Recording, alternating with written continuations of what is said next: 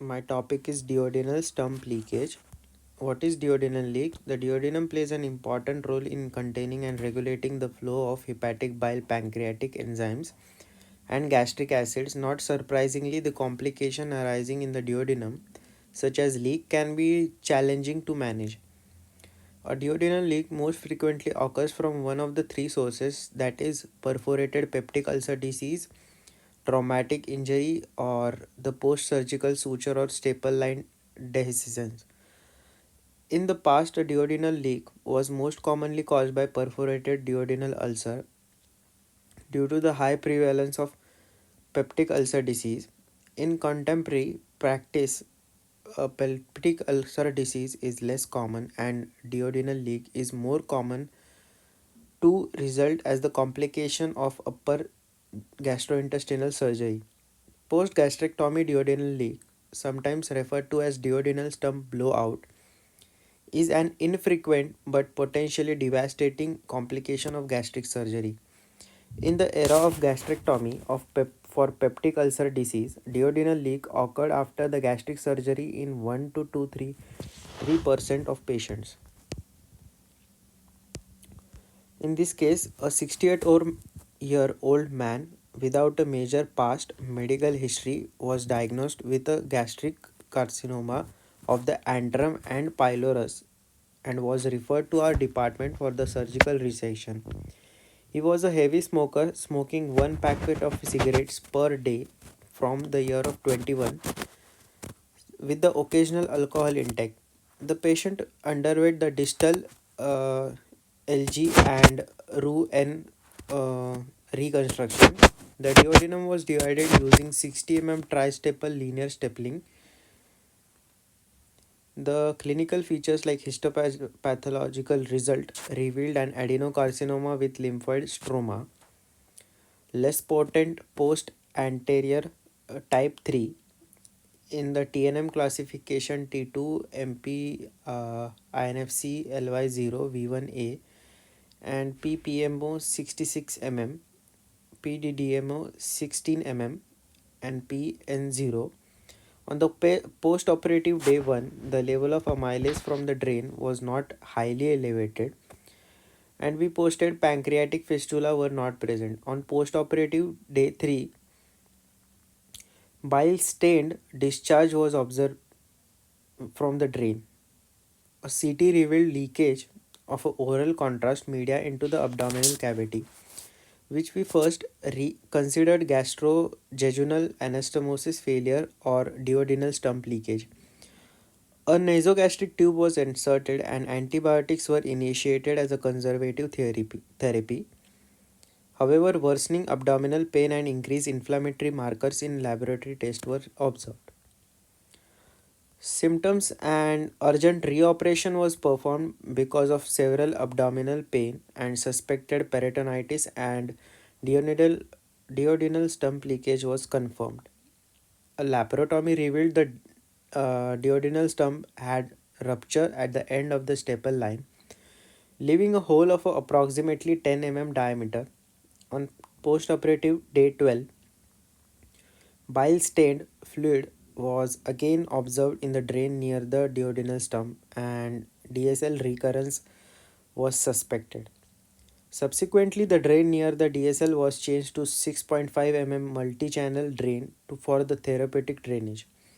On postoperative day 13, bloody discharge was observed from the drain, and the re-study of CT revealed the hemorrhage from the anterior superior pancreatic coduodenal artery. The urgent percutaneous coil embolization of the artery was performed, resulting in the successful hemostasis.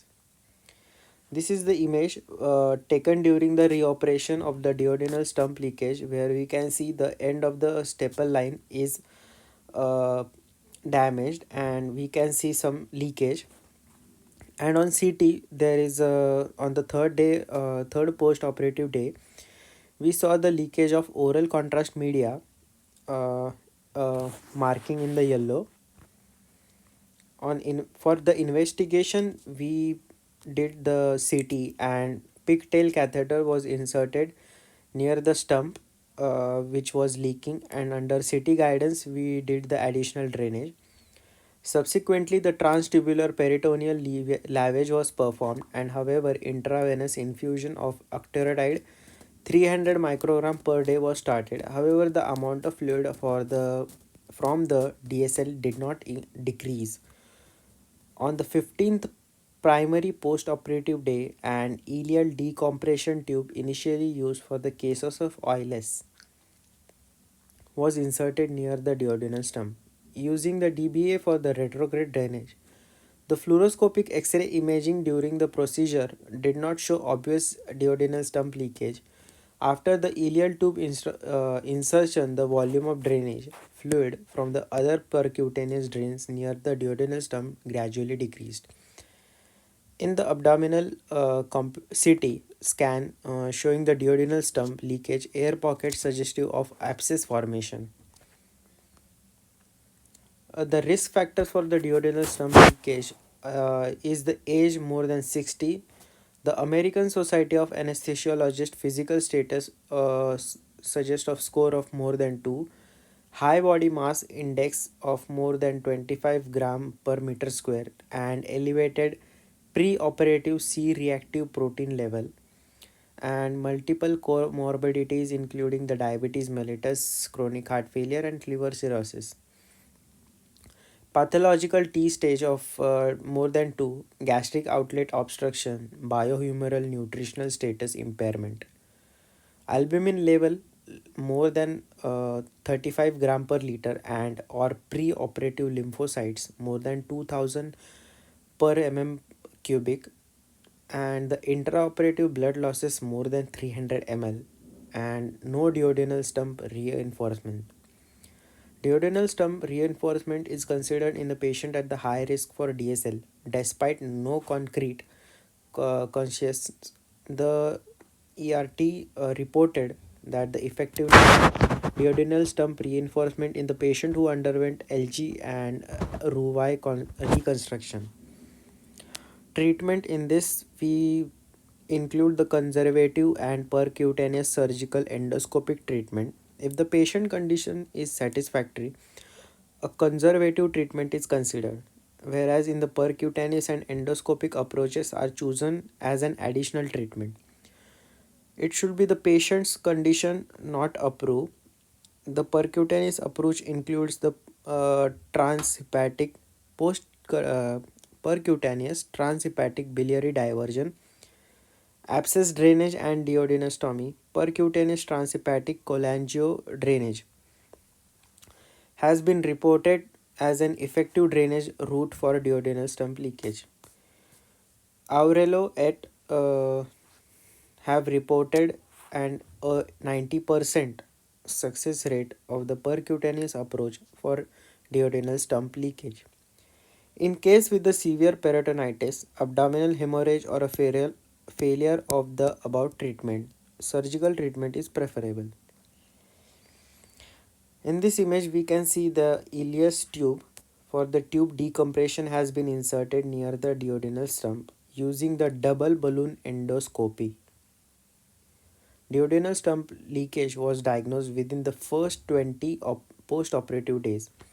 Upon the confirmation of the diagnosis, the fasting regimen along with the antibiotics and parenteral nutrition, which was the part of the conservative theory, initiated, and the appropriate treatment methods were determined. According to the each patient clinical situation, the surgery for prevention of further leakage was considered.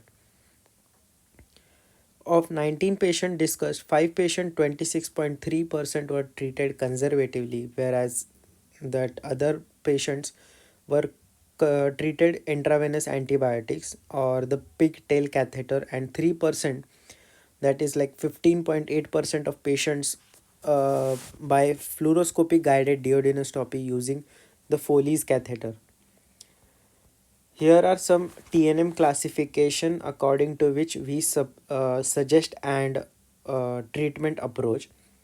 Like for an example, if the patient had age of 64 year and male, and the TNM classification is of T1 AN 0 M0, that is first stage. And the type of treatment we suggest here is conservative, and if there is no morbidity, the hospital stay should be around 30 days. And if in the patient like 52 or 47, the operative approach is about laparoscopic or open mostly, and Roux-en-Y and TNM classification, according to which T1A N0 M0. In the case of T3 N0 M0, we suggest of open approach, and in this we suggest of pigtail uh, and Foley's catheter treatment.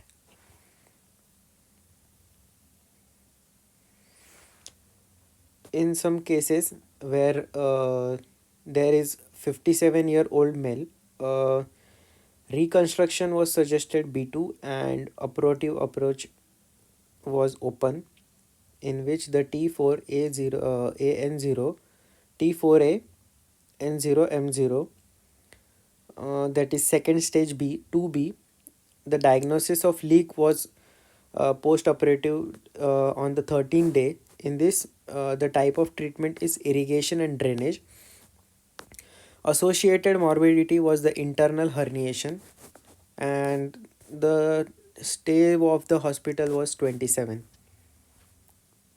In the cases required duodenostomy tube, the Foley's catheter was inserted to the close to the fistula tract, specifically with the patient in the supine position. A 0.035-inch guide wire was inserted, and the pigtail catheter was removed under the fluoroscopic guidance. The duodenal stump opening was probed using various types of 5F angiographic catheters, and the guide wire and catheter were inserted in the duodenal lumen via the fistula tract. Finally, the Foley's catheter, size of range around 18 to 16 French, was inserted. The catheter was affixed to the skin by application of a mild tension. A Foley's catheter was subsequently clamped if discharge decreased for more than 2 days. If the fluid accumulation was observed to decrease on follow up CT if no new symptoms or pericatheter leakage was present. If the Foley catheter was removed, a surgical complications such as pulmonary issues, DVT, deep venous thrombosis, and wound infections were encountered. In this case, the percutaneous drainage alone was insufficient for treating duodenal stump leakage, thus, an additional drainage route was necessary. However, the bile duct was not expanded. Endoscopic clipping or stenting was not indicated since the fistula could not be confirmed. In such cases where the fistula could not be confirmed endoscopically or the fistula's closure was incomplete, the retrograde placement of an ileal drainage tube is useful. Conclusion: the novelness of case of complicated DSL after the LGN-RY Roux and XY reconstruction wherein retrograde drainage using an ileal decompression tube was effective. Therefore, it should be considered an treatment for option for duodenal stump leakage. Thank you.